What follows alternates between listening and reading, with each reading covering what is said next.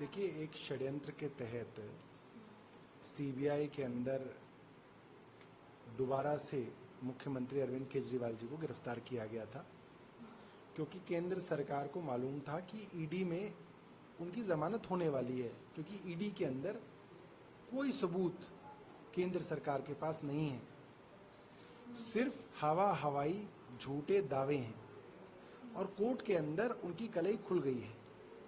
इसलिए जानबूझ के उन्होंने सीबीआई के मामले में उन्हें अरेस्ट किया ताकि उस प्रोसेस के अंदर कुछ और हफ्ते बीत जाएं और अरविंद केजरीवाल जी को जेल में रखा जाए, सिर्फ और सिर्फ दिल्ली के लोगों के काम रोकने के लिए, सरकार के काम रोकने के लिए, एक चुने हुए मुख्यमंत्री को प्रताड़ित करने के लिए, पार्टी के कार्यकर्ताओं और पार्टी के विधायकों के ऊपर एक तरीके का प्रेशर क्रिएट करने के लिए ये काम केंद्र सरकार कर रही है।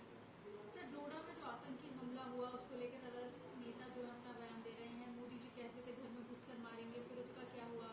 महबूबा मुफ्ती ने भी कहा कि कश्मीर में ड्यूटी पर सैनिक जाते हैं लेकिन ताबूत में वापस होकर आते हैं। देखिए, आज 10 साल से ज्यादा भारतीय जनता पार्टी को देश में सरकार चलाते हो गए।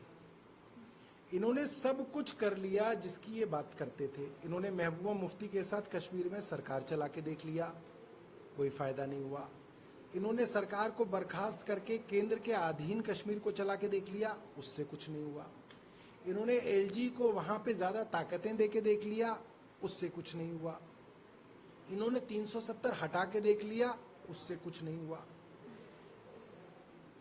मुझे लगता है लगभग हर महीने कई उग्रवाद की घटनाएं हो रही हैं। कभी 6 हमारे सिपाही मरते हैं, कभी 4 मरते हैं।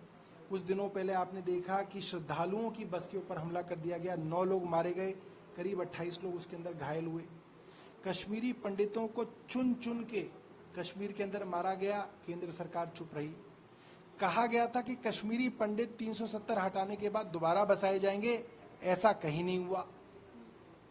कहा गया था कि वहां पे जो हिंदुस्तान के लोग हैं वो जाके जमीनें खरीदेंगे, फैक्ट्रियां लगाएंगे, व्यापार करेंगे, वो भी नहीं हुआ।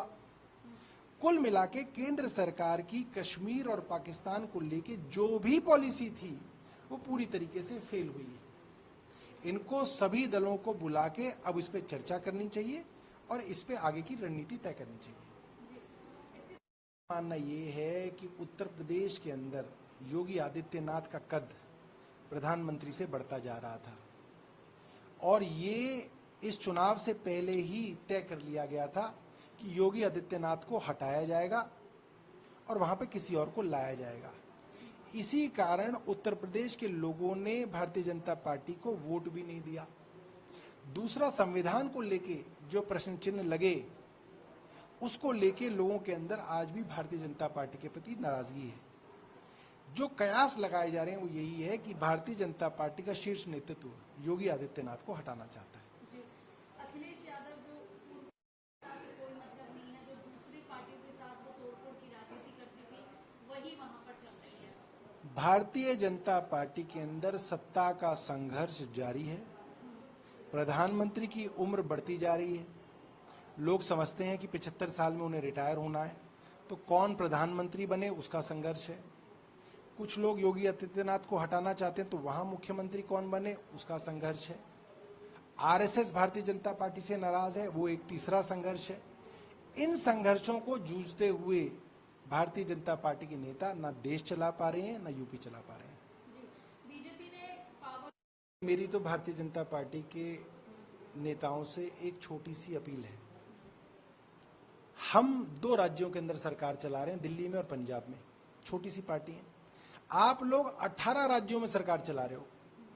आप अपने एक राज्य का नाम बताओ जिसमें आप दिल्ली से सस्ती बिजली देते हो, तो आप हमें बताओ कि बिजली के रेट क्या होने चाहिए। कोई तो उदाहरण दो। आप खुद तो कुछ कर नहीं रहे, दूसरे से सवाल पूछ रहे हैं। सर, कर्नाटक सरकार ने भी निजी कैसे देख रहे हैं आप इसे? देखिए, अगर सरकार जो राज्य सरकार है उसकी स्टेट असेंबली के अधीन उनके पास ये शक्तियां हैं कि वो कानून बना सकते हैं, तो वो कानून बनाने के लिए स्वायत्त हैं।